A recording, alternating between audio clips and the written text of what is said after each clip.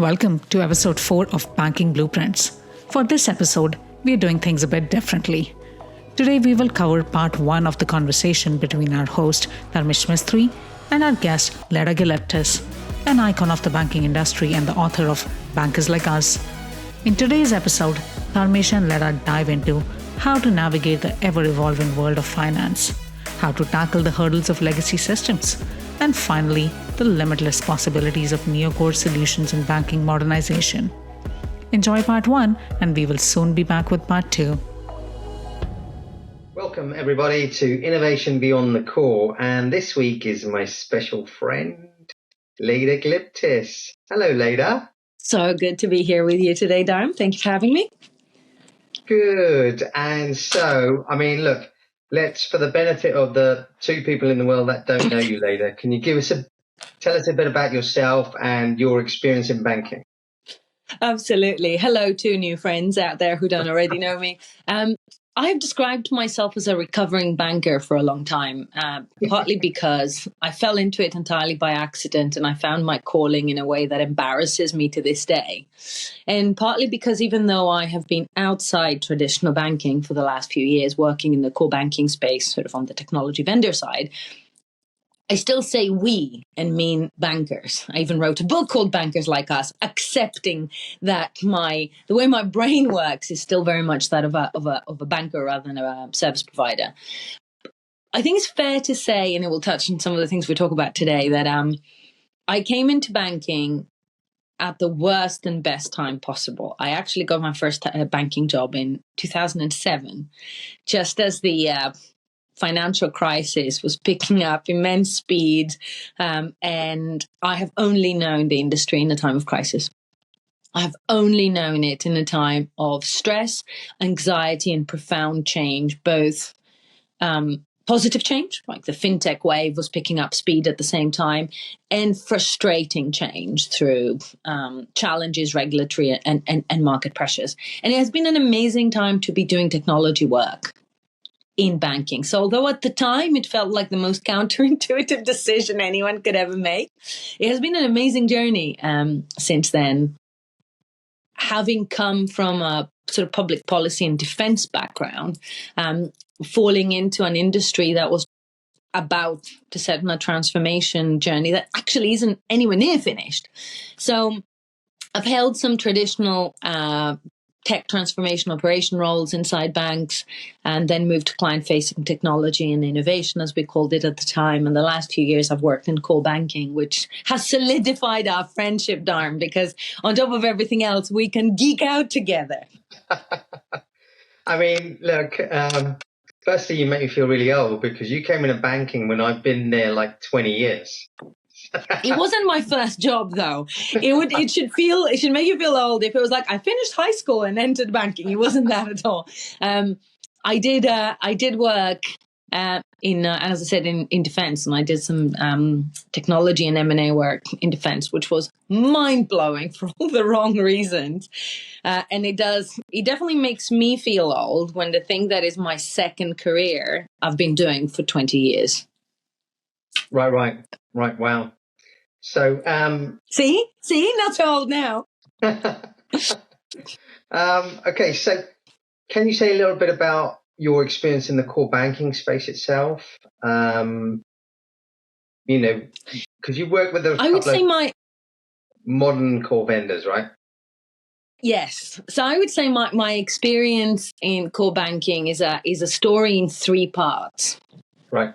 The first part is a tale of frustration because I spent the first 15 years of my career inside banks. And as you know very well, because you've had the same journey, anything you want to do inside a bank, particularly if you're trying to implement any data first initiatives, no matter how big or small, very, very quickly you will come up against someone senior in either compliance or IT who will suck their teeth and go, core can't do that. And that's the end of the conversation, right? Because core replacement, core transformation has been such a specter of career limiting choices for senior decision makers over the years, because historically changing the core has been expensive, has been long drawn out, and it has been career ending for the CTO that signed off on it. So I spent so much of my career having to work around the limitations of the core. And it was an extremely frustrating place to be inside banks, where you always had to clip the wings of the ambition of the organization to fit it in the box of our legacy technology, whichever shape that might have been. So the first phase was one of frustration. So you can imagine that when I got the call to come back to Europe, because I was living in the Middle East at the time, to work in that joint venture between 11FS and DNB, the biggest bank in the Nordics, to build from scratch, blank sheet of paper, a neocore. I had a million questions in my head about whether that was the best way to go about it and whether that was the best thing for me. But the loudest voice was, blank sheet of paper, go. And I have not looked back, to be fair. I spent 2 very happy years working with DNB and Foundry. And then as things started shifting with the beginning of COVID, I moved to 10X and got to really scratch that itch of seeing customers go live under sort of my watch and my care. So the next phase 2, is 5 years of building and seeing clients live onto neocores with all the challenges and joy that comes with that. And phase number 3 started recently when I left 10X to go independent. And now you have all the scars of both sides of the fence, and you can, because you're not picking a side anymore, I guess, is the reality. You look at the landscape very differently. Still very, very close to my heart. That was a very long answer to a very short question. No, but it's a good answer. And I mean, just on that blank sheet of paper, because I find that a bit fascinating, is that, on when you're in a bank, you kind of think, if we could just start again, and have this blank sheet of paper. But when you've got it, it's quite a daunting kind of task to take on, isn't it? It is quite daunting. And the reality is that, particularly if you've got the scars of having been frustrated and limited in the past, there are a couple of things that you come in and you're really opinionated about. You're really strongly, because you know the reasons why the other thing didn't work. So I remember we all went in and was like, okay, we know what we want our data architecture to look like. We know what the sort of messaging and event streaming ethos of this thing needs to be. And we also know that in order to prevent ourselves from becoming a monolith, or as one of my clients named it, a modulith, down there, a modulith. What a good word, right? We knew that we had to create this sort of asset agnostic architecture where the ledger didn't care if you were dealing in securities, FX, chickens. And we created this sort of trigger oriented architecture. Great. But then you come across a whole host of choices that become extremely important that you don't have lived experience on. And there's more of those than the others, actually. Right. And sometimes you default to going, you know what? Not everything about the way we've always done things is wrong. Yeah. And that's a big mistake that actually a lot of us make when we're building something new. You try to move away from the old ways of working and everything. But actually, why? Quite a lot of it works. That's why it's still where it is.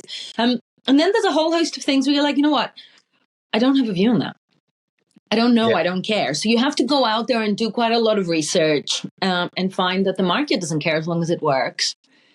And that's where some risk enters the equation. And you make some good choices and you make some terrible ones. And sometimes the terrible ones you can fix and sometimes you have to live with them.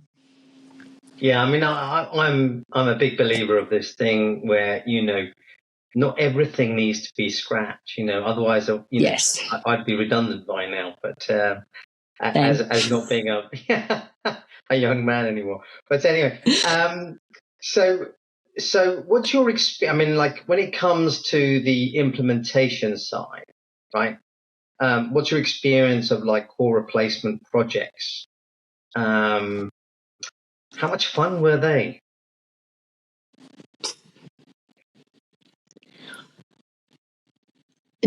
As they happened, not at all. Not fun, right? As they happened, not fun at all, to be honest with you, which was a very disappointing realization to make. I think particularly as the core replacement project that I've worked on were either under duress. So inside the bank, something had gone terribly wrong and we needed to migrate some functionality at least onto a new infrastructure. And the fact that it was under duress meant that the kind of scrutiny we all had on that work was anxiety laced. And then the go lives I've had on the Neo side, there's a lot riding on them because they're early for the market, they're early for you. So every little thing is, again, anxiety laced. So I wouldn't call them fun. But I would say that the journey of implementing a change like that is so rarely, or rather, the vast majority of the things that you're worried about and working with and dealing with have nothing to do with the core itself. And it's all about the organization, the politics, the business priorities, the estate you're integrating into, the stakeholders that need to be kept informed and comfortable. And depending what situation you're looking at, that could be a regulator, which is never a set of comfortable conversations, right? Or it could be a board, or it could be just business stakeholders. So it's never fun, as it turns out. As it turns out, it was a lot of things. Fun wasn't one of them. Right. And that's like is that perspective both from working within the bank and also working for a supplier of a core, is that it's never fun to do these implementations? Yes. Yeah. Yes. Okay. I guess so. It's not fun. Yeah. It's brilliant, and once it goes live, the feeling is amazing. Particularly if it goes live with nothing go wrong, right? The feeling is amazing. Although the reality is, you never get that moment of triumph like you see in movies, because chances are by the time it's gone live, you've moved on to the next thing. Yeah. So you don't even have the time to celebrate. But I think it's fair to say that it's creative, it's interesting, it's engaging. You do get an amazing sense of accomplishment. But the stress that goes around it because of everything that rides on it being successful, fun is in short supply. I mean, in terms of the implementation, how does it vary between, is it easier for a small bank than a big bank? Small banks don't have the resources to do these things, so they're pretty much reliant on a vendor or a partner. Big banks have all of the resources, right, and tons of very smart people. So, is it easier for one and harder for the other, or is it all the same? So in my experience, the lived experience of doing something this in a very large global bank is its own animal, and doing it in a smaller organization is its own animal. But harder or easier, in my experience so far, and it has been a surprise, had more to do with why they were making the change and what the nature of the change was rather than the size. So for instance, in a very large organization that is launching a new initiative, say, on a new core, and I've had this experience a number of times, some went live and some didn't. The biggest danger when it's something new and it's not something that is already part of the critical infrastructure is that the organization could get distracted. So though the organization is big and can afford it and there are a lot of other people around, if it's not on fire and it's a nice to have or a business enhancement, it is the biggest danger is the organization getting distracted. Whereas a small organization, for better or worse, will not get distracted. But then I had a project that hasn't gone live, actually, so it's not public, many, many years ago, change of leadership. So they didn't get distracted. They just, midway through a project like that, change of leadership, and old steam leaves the engine, wind leaves your sails. So that is a danger you have in any big organization if you're doing something new. If you're replacing a piece of critical infrastructure that is already live and running, and you have a migration from existing business in an existing geography, then that is not a danger. And then the realities of doing it in a big bank or a small bank are less about size and more about drivers. So I've worked on a couple of projects that were because of like disaster recovery, failures of a previous system, or regulatory pressures. The minute those words are uttered, it doesn't matter what the size of the organization is. Yeah, I mean, you're absolutely right. That's kind of mirrors my experience as well, is that I worked on a tier one implementation. It was really important to the bank. That was very clear, right? Because of the problems that they were having and, the position they were in their market, etc. Yeah. Right? And so, this thing actually did survive 3 different CEOs, right? Yeah, Amazing. Yeah, I mean, in 5 years, I mean, I think some football teams have had fewer managers, right, in that time frame. Not But Birmingham City. not Chelsea, but anyway. So yeah, I mean, I think that's absolutely spot on. But for a tier one bank, right? I mean, like typically the smaller banks, tier 4, 5 banks, they tend to go to a vendor that has the spread of functionality, so that, they've got almost one throat to choke as such, right? But for a tier one bank, any one of them has got hundreds of points of integration. Is it realistic that they'll ever replace their core? Will it ever happen, or will they just kind of like build around it and add a new one? So my general view when it comes to any type of tech infrastructure inside a big organization, and I'll get back to the small organization because I heard a brilliant story recently that you will love. But in a big organization, it's a bit like, you have this broom and it's your grandmother's broom, but you've changed the handle 4 times and you've changed the broom brush 30 times and you've changed the binding and the hand is still the same broom. Yeah. And for all intents and purposes, it is still the same broom. And I do think that we need to think of technology infrastructure inside banks exactly like that. Because the reality is there isn't a single year inside an organization of any size that some material technology change doesn't happen. Right. But it happens at a pace and in a prioritization schedule that is in line with their risk appetite, their resources, and whatever else is going on. And one of the things I am guilty of, and I think all core banking vendors are guilty of, is because you're so deep in this and you know how important it is, you forget that any decision about what you're going to do with your core is contextualized inside the bank in terms of ambition, other projects, regulatory shift. So you see a lot of heightened activity in regulatory jurisdictions that are about to move into the cloud for the first time. You see a lot of activity then, what the competitors are doing, but also what other projects are in flight, because there are dependencies. You want to risk manage exposure, right? So why am I saying this? I'm saying this because it would be naive to think of it as a binary thing. Although when you're inside the vendor, you often do. They either change their core or they don't. But the reality is they're constantly changing things. And they're changing them in as big a bite as they can take and as small a bite as they can take at the same time. So Is it realistic that a big bank will change its core in a big bank? No, and it would be stupid. It would be dangerous. And they're not going to do it because they're not stupid. Do I think that the vast majority of banks will have a very different core infrastructure by 2020, by 2050? Yes. Do I think they will have it by 2027? No. So between now and then, I think it will be a case of deliberate intentional movement in a particular direction. And by the time you get there, is it still the same broom? Yeah. This is Trigger's broom from Only Fools and Horses. I've worked in the organization for 40 years and I've always had the same broom. I've had 6 different handles, but 4 different brushes. Exactly. But I love that analogy. That's a great story.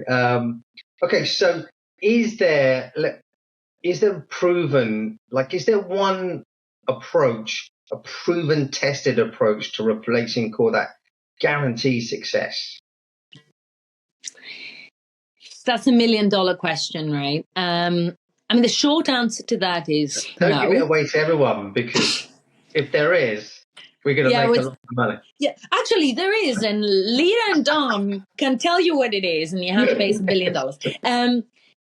So there isn't, right? Because if there was, people would have worked it out. Because the magic about Core is that it is a utility everyone needs, right? It's not a niche problem that people may choose to deal with. Everyone needs to think about what they do here. I think there are a couple of characteristics that successful transformations have.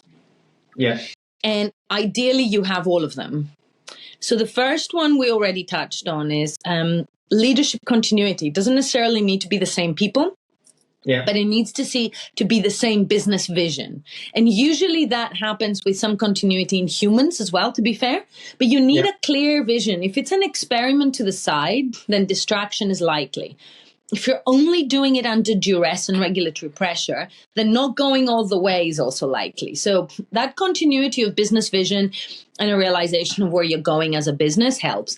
The second, which is extremely hard to quantify, but I've seen it as the singularly most significant driver in my career, is someone in the organization whose personal ambition and their personal view of their legacy or their accomplishment or the proof point for the market is tied to this work.